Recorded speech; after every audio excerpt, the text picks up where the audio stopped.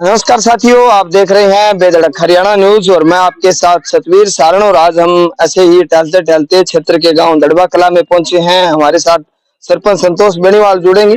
आपको बता दें कि 18 तारीख को सिरसा में एक बड़ी रैली होने जा रही है और सूचना यह है कि भारी संख्या में पुलिस बल तैनात किया जाएगा। लेकिन जिस तरह का क्षेत्र में विरोध हो रहा है तो पब्लिक कहां से आएगी, इस पर पूरा मामला क्या है और कैसे सरपंच, क्योंकि गांव के अगर प्रतिनिधि सरकार के साथ नहीं है तो फिर आखिर लोग कहां से आएंगे और भीड़ सरकार कैसी इकट्ठी करेगी, उस पर बातचीत करते हैं।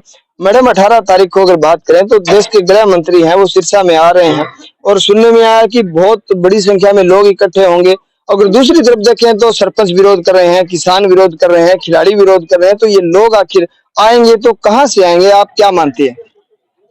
जो आज सरकार रैली की बात करती है तो रैली तो कामयाब नहीं होनी है, क्योंकि जो एक ग्रामीण होता है, सरपंच होता है, वही रैली में ट्रालियां भर भर के भेजता है। आज जो पंचायतें हैं वो आज इनके खिलाफ है, आज किसान है, किसान खिलाफ है, और भी है, हर वर्ग इनसे परेशान है। इसमें चाहे खिलाड़ी लगाओ, चाहे कोई भी वर्ग लगाओ, जो मनरेगा मजदूर है वो भी आज परेशान है। तो देखो, भीड़ तो जुटने का नाम ही नहीं है, और फिर भी ये जुटाते हैं, किसी तरह करते भी हैं। क्यों? कि ये पैसों में भीड़ दिखाने का काम करेंगे, या जो भी होगा। इनका प्रशासन भी इतना तैनात कर रखा है कि कुछ एक अधिकारी वगैरह और है, जो भी वो भी इकट्ठे करेंगे। तो मैं तो आज आपके माध्यम से यही कहना चाहूंगी कि जब अमित शाह की रैली के अंदर 1 लाख से प्लस आदमी ना जुड़े तो हम उस रैली को फ्लॉप ही मानेंगे। नहीं, अगर अगर बात करें तो यहाँ जिस तरह से उपचुनाव हुआ है इलाहाबाद क्षेत्र में, तो यहाँ एक ही चर्चा चली कि वोट जो बड़े लोग आए हैं, सरकार में बैठे लोग चुनाव लड़ रहे हैं, तो वो पैसे से खरीद लेंगे। और ऐसा हुआ है इलाहाबाद में कि अगर बात करें तो इलाहाबाद 100% किसानी पर आधारित है और सरकार के खिलाफ चुनाव लड़ा जा रहा था, चाहे अन्य कोई भी पार्टियां रही हों, लेकिन सरकार के व्यक्ति को 60,000 वोट मिले। तो कहीं ना कहीं मामला ये रहा कि पैसे दिए गए होंगे या पैसे में खरीदे गए होंगे या लोगों को लोभ लालच दिया गया होगा। तो आप मानती हैं कि यहाँ मतलब लोगों को खरीदा जाएगा, लोगों को पैसे दे के लाया जाएगा, क्या कुछ मानती हैं आप? देखो, आज भी हमारे जो सरपंच थे उनको भी जो गोपाल कांडा के वहां पे घर पे बुलाया गया था।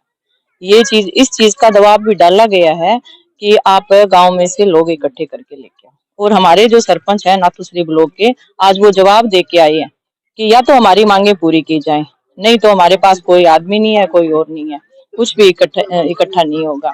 और फिर भी ये इकट्ठे करते हैं। तो यहाँ का तो सिरसा डिस्ट्रिक्ट से तो होना नहीं है, बाहर की कोई इनके हाथ में कोई पब्लिक है तो देख लेंगे।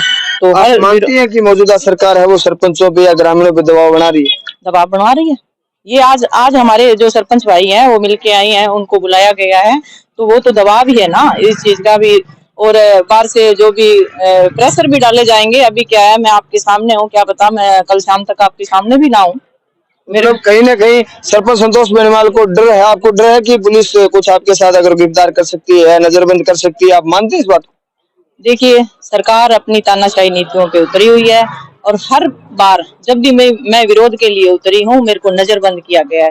तो आज तो जो अमित शाह की रैली है, तो देखो, तानाशाही तो करेंगे, पक्का करेंगे। अभी भी मैसेज आने शुरू हो गए हैं कि अरेस्ट किया जाए या किसी तरह के इस तरह के केस बना के उनको अंदर किया जाए। नहीं मैडम, आप गांव की महिला सरपंच चुनी गई हैं। एक तरफ सरकार मान सम्मान जो महिलाओं को देने की बात कर रही थी, तो अब क्या लगता है कि जो ये मान सम्मान है वो रोज की आपको पुलिस जो घर पे आती है, पुलिस की निगरानी में आप रहती हैं, ये मुझे तो ये लगता है कि इतनी पुलिस मतलब क्योंकि मंत्रियों की कोठियों पे, बड़े बड़े लोगों की कोठियों पे होती है, तो मैं ये मानता हूँ कि आपको मान सम्मान दिया जा रहा है। आप क्या मानती है इसको? सरकार को डर है संतोष बेनीवाल से, पहले भी था और आज भी है, तभी ये मान सम्मान जो दे रही है। मान सम्मान देना होता तो कितनी बार टेबल टॉक होगी, बातें। हम तो सरपंच बने हैं तो मान सम्मान देनी होती, सरकार तो उसी टाइम दे देती ना। मान सम्मान दे दिया ना हमें पंचकूला के अंदर, जो लाठीचार्ज किया। पहले इन्होंने दिया 50% आरक्षण महिलाओं को, और फिर महिलाओं को सड़कों पे घसीटा जाता है और उनको पीटा जाता है। मान सम्मान की बात इनकी कहाँ है? ये तो वैसे है ना, एक ही थाली के चट्टे बट्टे हैं सारे। इनके मान सम्मान का और कोई फर्क नहीं पड़ता। इनको क्या पता बहन बेटियों की इज्जत क्या होती है। नहीं मैडम, अगर आप बात कर रही हैं तो सरकार तो पिछले 9 साल से हरियाणा में है और ये कानून जो लेके आई है, तो ये भी हो सकता है कि इस मामले में जो सरकार कह रही है वो बात जायज हो कि सरपंचों ने बड़े पैसे लगाए हैं चुनाव में और आप कुछ कमाने के लिए भी सरपंच बनी हो, तो आप कमाना भी चाहती हो तब विरोध कर रही हो। नहीं, ऐसा कुछ किसी जो भी सरपंच बने हैं उनका कोई मकसद नहीं है। हमने जब टेबल टॉक की थी सरकार के साथ तो 1 साल का हमने टाइम मांगा था कि हमें 1 साल का टाइम दीजिए और हम काम करके दिखवाते हैं। उसके बाद में भी आपको संतुष्टि नहीं मिलती है तो हम जो भी आप देने का काम करें उस वो भी आपको देंगे और सारा काम ही टेंडर से करवाइए। तो इसमें आप आज के दिन अधिकारियों पे विश्वास किया जा रहा है, जो भी कर्मचारी है उन पे विश्वास किया जाए, तो सरपंच को चोर क्यों कहा जा रहा है। मैं तो ये सरकार से बार बार पूछती आई हूँ और पूछ भी रही हूँ कि आप सरपंच को चोर कैसे कह सकते हैं। सरपंच ने तो अभी तक किसी ने कलम भी नहीं रखी और कलम रखी है तो आपने वो काम नहीं करवाए, प्रस्ताव दिए हैं तो अभी तक पेंडिंग में है। 6 महीने हो गए, बताओ किसी कोई भी बड़ा जैसे काम चल रहा है क्या कहीं पे।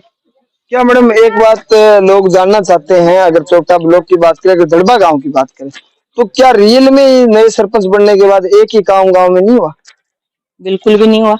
जो मैंने पहले के जो टेंडर थे उसी से मैंने कुछ काम करवाया है और अभी तक मैंने मेरा कोई बिल पास नहीं हुआ और कुछ भी ऐसा काम नहीं हुआ। नाली खाली तक सीमित है और कोई बड़े लेवल पे कोई काम नहीं हो रही। धन्यवाद मैडम।